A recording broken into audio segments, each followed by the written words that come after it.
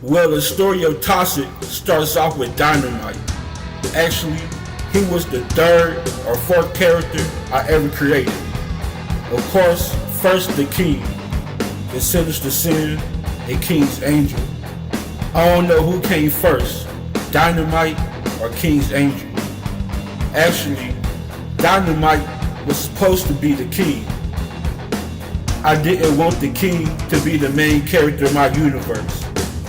I wanted King to have more of a background leadership role. And this was before Orthodox. So I was placing Dynamite to be the number one guy. And he was going to be facing the Sinister Sin. But then I took a closer look at Dynamite.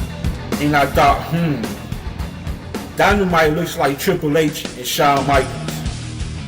So I came up with the idea to put Dynamite in with DX.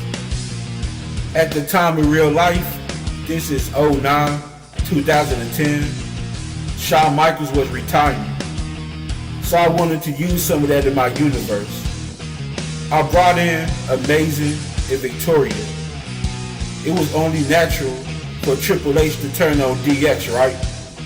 Which also gives the chance for Triple H to create the authority in my universe. So I created this character named Danny O'Brien. He was going to be the face of my universe. But then the WWE came out with this guy named Daniel Bryan. And this is when he was still in NXT. And I never expected him to become the featured WWE champion. So I went with the King to be the face of my universe instead. So all that's left is Dynamite, Amazing, and Victoria. And the three of them became the New Generation X, with the upper class clowns being their number one rivals, as the New Generation X became heels. They becoming baby faces, as the upper class clowns turn heel alongside the King, with Shawn Michaels giving part-time performances to occasionally help even the odds, with Shawn Michaels now playing as the manager for the New Generation X. DX declared war on the Orthodox. But if I'm going to be honest with you, I was never too comfortable with the New Generation X. And I needed to disband them. The new DX was something I was just doing in my universe, and I didn't expect the fans to invest.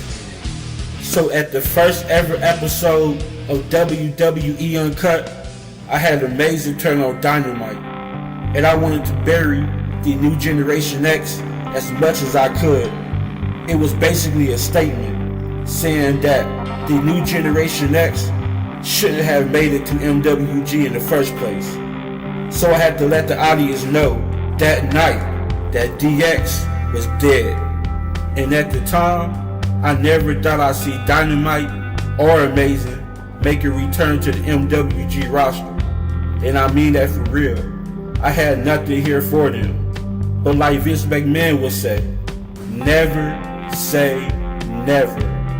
I did truly believe Dynamite and Amazing had potential. So I wanted to bring them back, and I did in 2020. Dynamite always wore this Toxic sign under the DS logo. That was his first logo. So after days of trying to figure out what the group would be named, I decided to go with the name Toxic. And I also noticed that Shawn Michaels and Triple H never tag teamed on my channel.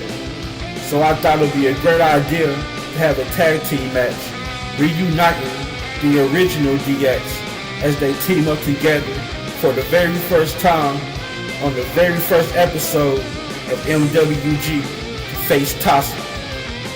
DX versus DX. Mentors versus students. And that, ladies and gentlemen, is the story of Toxic.